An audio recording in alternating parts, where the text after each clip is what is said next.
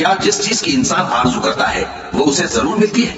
سو آخرت اور دنیا تو اللہ ہی کے ہاتھ میں ہے، اور آسمانوں میں بہت سے فرشتے ہیں جن کی سفارش کچھ بھی فائدہ نہیں دیتی مگر اس وقت کہ اللہ جس کے لیے چاہے اجازت بخشے اور سفارش پسند بھی کرے۔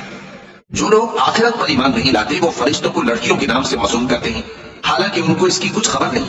وہ صرف خیال و گمان پر چلتے ہیں، جبکہ خیال و گمان حق کے مقابلے میں کچھ کام نہیں آتا۔ تو جو ہماری یاد سے روگردانی کرے اور صرف دنیا ہی کی زندگی کا خواہاں ہو، اس سے تم بھی منہ پھیر لو۔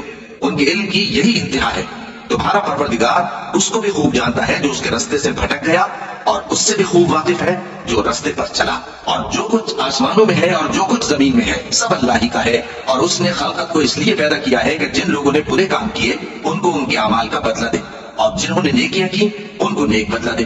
جو صغیرہ گناہوں کے سوا بڑے بڑے گناہوں اور بے حیائی کی باتوں سے اجتناب کرتے ہیں، بے شک تمہارا پروردگار بڑی بخشش والا ہے، وہ تم کو خوب جانتا ہے۔